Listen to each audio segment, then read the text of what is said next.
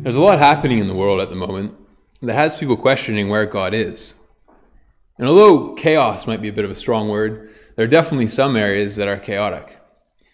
The COVID-19 global pandemic crisis is still raging in some countries, although thankfully it seems to be flattening out in others, so hopefully that trend continues. And there's so many other issues too.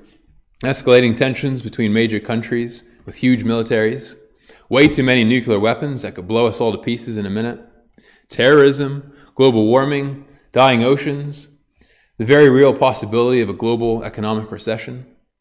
There's a lot of things that show any facade of stability and order is pretty fragile. So it begs the question then, if there is a God and he cares about this world, why doesn't he step in and resolve some of these problems? There's two parts to this question, so let's break it down. The first part is, why isn't God more actively and visibly involved in the world right now? And the second part is, if he is going to intervene at some point, when will that be? The first part is a bit more tricky. If God is all-powerful and all-loving, then why is he allowing bad things to happen? Every day there are tragic, horrible things happening to innocent people all around the world.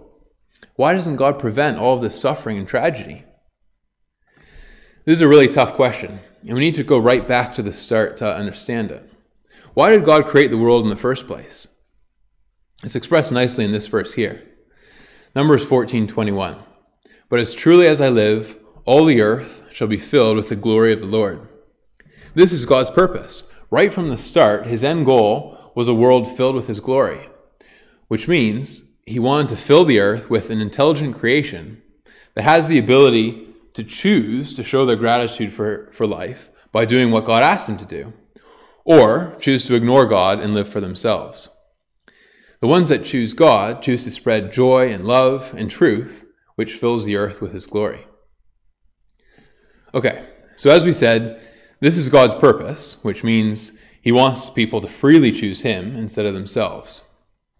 In order to do this effectively, he had to create space for choice.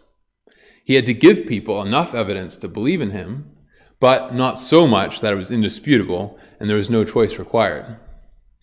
So God had to step back a little bit and see what people would do when he was more hands-off. Would they still choose him? Or would they choose themselves and be driven by selfishness, greed, and pride? Therefore, stepping in too early goes against God's very purpose in creating the world. All right, second question. If he is going to intervene at some point, when will that be? The short answer is very soon. It may look like God isn't actively or visibly involved in the world, but he is. He's carrying out his plan behind the scenes. One of the main roles of his angels is to make this happen, and they do that by working in people's lives to achieve certain outcomes and to set things up to accomplish that goal. According to the biblical prophecy, most of the events in that plan have already taken place. And the next thing on the list is Isaiah 65, verse 17. For behold, I create new heavens and a new earth, and the former things shall not be remembered or come into mind. So, once the angels finish the last few steps and everything is ready, Jesus will return to this earth and set up God's kingdom. He will implement a stable government that doesn't have to play politics or make short-sighted decisions to gain the popular vote. They will have the power to implement important changes, but won't be corrupted by that power or driven by selfish greed. The damage caused by pollution, litter, deforestation, overfishing, and everything else will be reversed. Suffering and disease will be eliminated. The world will be an amazing place. So to answer our original question, God doesn't intervene in the chaotic things that we see around us right now because it would contradict his plan and purpose with the world. But he will step in and fix these issues when he sends Jesus back to earth. And there are a lot of clues in the Bible that indicate this will happen very soon, but that's the subject for another talk.